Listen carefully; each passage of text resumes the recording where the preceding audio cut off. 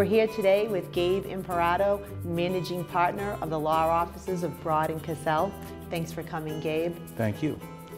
I have some questions in regards to the healthcare industry and the amount of investigations that are happening specifically with whistleblowers. And what are you seeing? Has there been an increase, a decrease, and the ramifications and how they're being settled? Can you give us a little insight on that? Sure, Kris. I would say there's always been an interest in investigations of healthcare fraud by the federal government and to a lesser extent by state governments.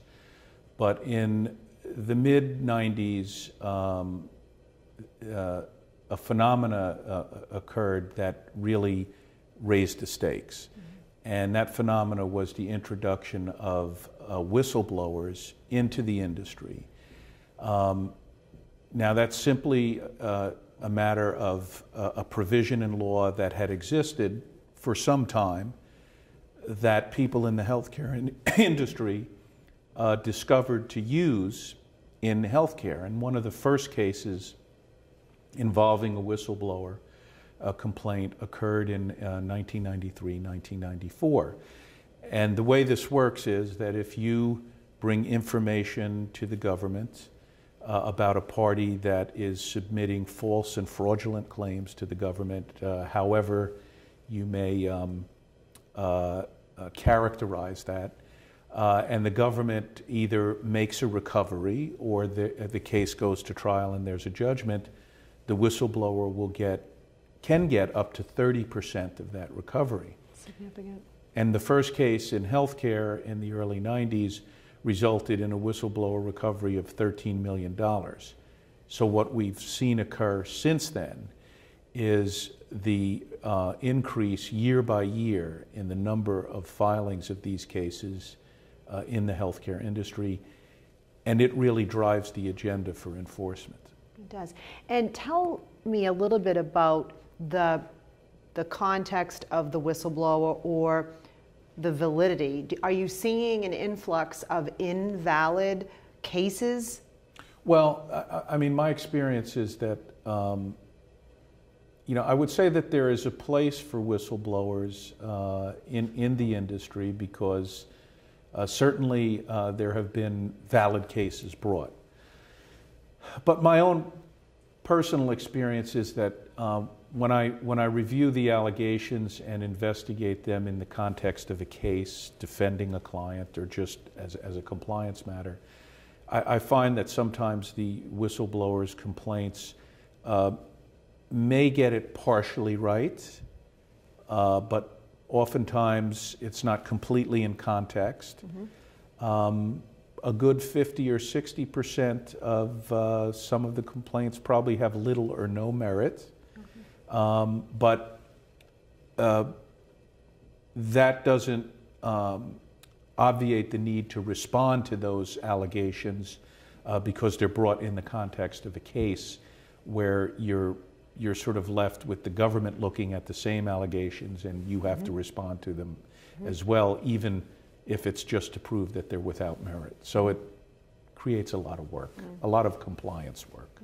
Obviously, the preventative antidote for this liability is to have an effective compliance program.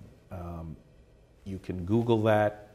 I'm not telling you anything that isn't news, but I think what the challenge is in all parts of the healthcare industry is having an effective compliance program that will detect or prevent conduct that will give rise to this liability. And I've dealt with the most sophisticated organizations, the least sophisticated, and it doesn't eliminate the risk. The good, the bad, and the ugly all get subject to this liability sooner rather than later. And one should not be in the healthcare industry and think that they're going to be immune from this. They have to have the ability to try to prevent it, minimize it, and react to it when it occurs. Absolutely. So. And along those lines, when it does go into the Department of Justice or the Office of Inspector General, what what percent in your experience have you seen that the provider comes out successfully, and what defines success? Statistically, the government only gets involved in 1 out of every 4 or 5 cases for whatever reason. And when they decline to get involved, 10, 15 years ago, most of the cases would go away after that. So that would be a successful outcome. Okay. A successful, you've spent a lot of money defending yourself to try to achieve that outcome, but that would be considered a successful outcome.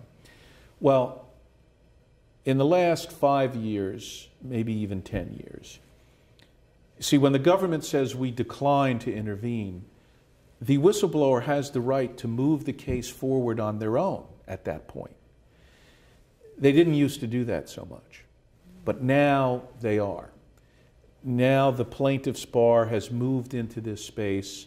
They realize that there are significant recoveries that can be made. There's no cap on those recoveries.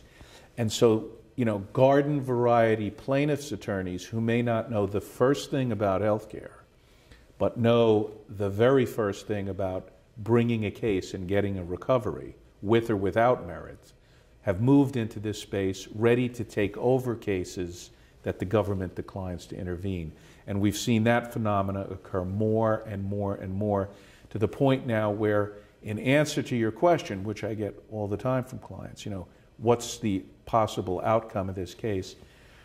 Unfortunately, my answer is you're probably going to write a check to get out of this case. It's either going to be to the government, or it's going to be to the plaintiff's attorney who brings the case if the government decides not to. The issue will be, how much is that check going to be? So there's not that much room for sort of getting out of the case successfully under present circumstances might mean a small settlement amount, several $100,000, $1 million, something like that. Depending, these settlements sort of take into account the ability of an organization to pay too. So right. They don't necessarily want to put you out of business, but right. Well, this has been very informative. Thank you for joining us today. Thank you for having me.